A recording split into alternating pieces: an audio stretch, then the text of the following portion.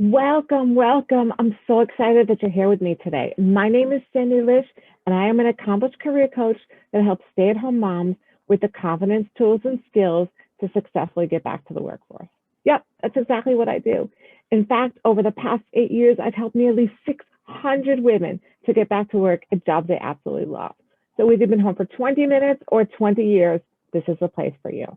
Now, before we get started, I want you to pop over and subscribe to my channel so you're the first to know every single time I have a new video, which is going to be every week on Wednesday. So you subscribed? Okay, cool. Let's get started.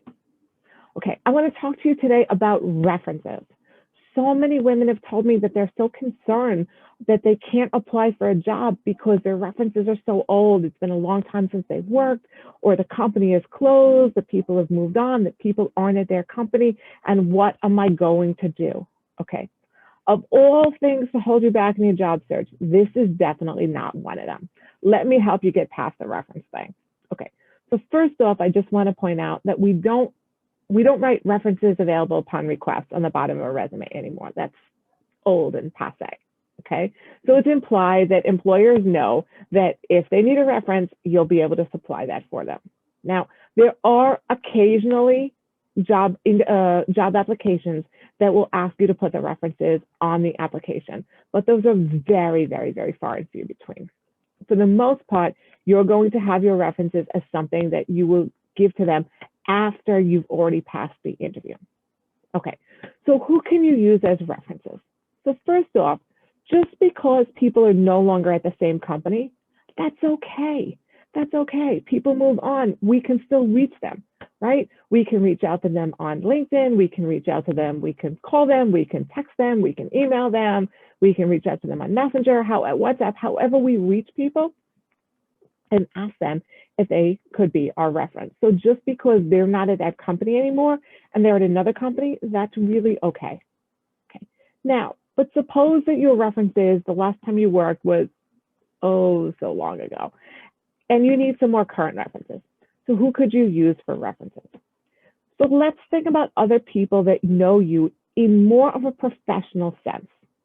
So that could be people that know you, people that you work with, that you volunteer with. That could be people if you're on a board, if you are Girl Scout, a Girl Scout chairperson, if you run a PTA, anything that you do. So it could be in any of those positions. It could be people that are your colleagues, your co-board president. It could be people that are your supervisors. It could be people that are on your team.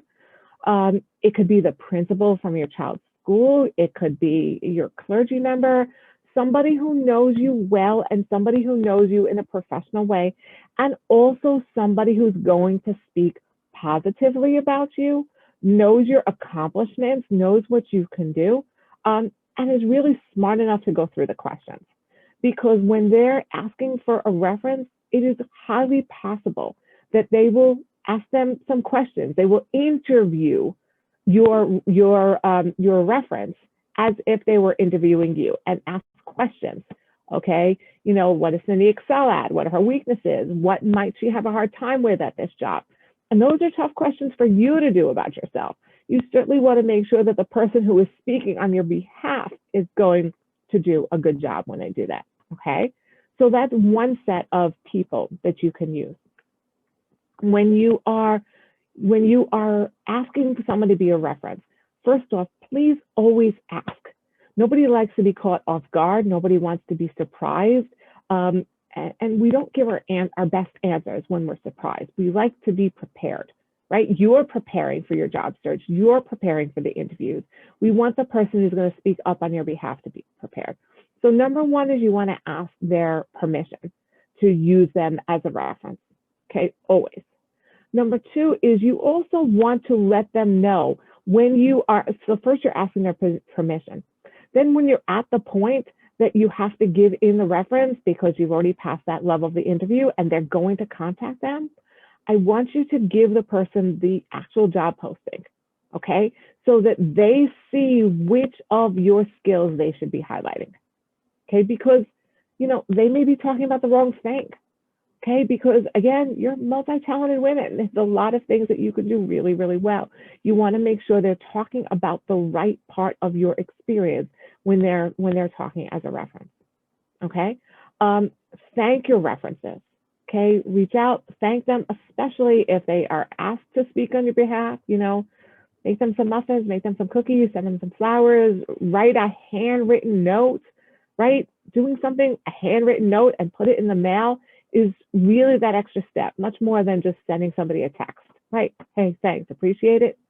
Go that extra mile to show that person who is really taking their time and their mental energy to 100% help you out in your personal job search.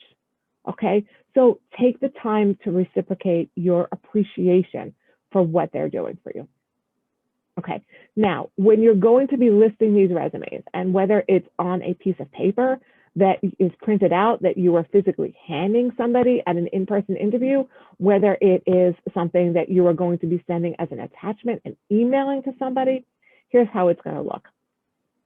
The top of the page is going to have the same header that your resume has. So it looks identical. It's going to have your name and your city, state, zip, your email address, your phone number, your LinkedIn, all that stuff. So it looks the same as the top of your resume. Underneath, you're going to write the references. I want you to come up with 3 professional references. And sometimes companies will also ask for 2 personal references. Now, none of the references can be family members. Okay. So then you're going to list the person's name. You're going to list their title. You're going to list where you were when you worked with them, like if it was that same company or if it was another company, and you're going to list your relation to them. So they were your immediate supervisor or whatever it is, you're going to list that in there, and then list their contact information, which probably is going to be their email address and their cell phone or their work phone number. So you'll ask them which phone number they would like to use for that. And that's how you're going to put it forward when you're putting your references together. Okay. There are always people that you can think about. Sometimes you have to think a little bit harder, but there's always people that you can think about that can speak positively on your behalf, right? And that's why I'm always talking to you. I'm always talking to you about your brand, because your brand is going to indicate that there are plenty of people who feel that they can speak positively about you. Okay.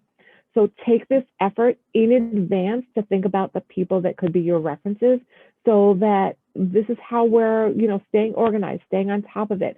So you're not at that point when you're at the interview and they ask for references and then you first have to figure it out. Okay. Because that puts you behind the 8 ball. You're in this position where you're ready to move to the next step and then nothing's happening. Okay. I cannot reiterate enough how important it is to double check those references and make sure that they're going to speak positively and that they're willing to do this. 2 quick stories about that. I had a client once that she kept getting to the interviews, passing all the interviews. She'd get to the reference check and she'd get disqualified. And this happened multiple times. And quite honestly, once you're at that level, you should have the job. Okay, you should not be using a reference that's going to speak poorly about you. So she had a friend call the reference as if the friend was going to hire her. And she found out that the reference was bad-mouthing her. The reference was a former boss who was upset that she had left and was giving her negative reviews. So you want, and she hadn't asked the boss if she could use her as a reference or not. So you want to make sure that the air is clear before you're putting somebody down as your reference, because how bad is that if you're listing someone to speak on your behalf and they're saying bad things? You don't want that. Okay. One other funny story, I think, about references. So many years ago, when I was working at Dress for Success, I had a woman in my class who asked if I could serve as her reference. Now, we didn't do it as a matter of principle, so I wasn't going to do this anyway. But I wouldn't have been a good reference for her. So this was our 3rd class. The first class, she came late. The second class, she didn't show up. And the 3rd class, she asked me to be her reference. What kind of character reference could I be that would say anything positive about this individual, right? So, I mean, it baffled me that this woman even would ask me to be her reference, because clearly, and you can see this, right? She's not understanding what the point of a reference is, right? Does it make sense for you? Your reference has to be talking, singing your praises, not saying, well, I don't really have anything good to say.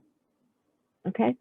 So I hope that you understand now that even if you haven't worked in a period of time, or even if the people that you worked for are working at different companies, you can still reach out to them. They can still be your references, and you can still have people that can speak of you in more recent times if you have a gap on your resume. Okay. I hope you found this super helpful. I have so much more free content for you. Pop on over to my website, cindylish.com, for more free blogs and videos and so much content out there for you, all for free, plus the opportunity to make an appointment to speak with me personally for free to see how I can help you in your personal job search. Subscribe to this YouTube channel. You'll get so many more videos every single week. I hope that you have a productive week. Always remember that you're a warrior, and I'll see you next time. Bye-bye.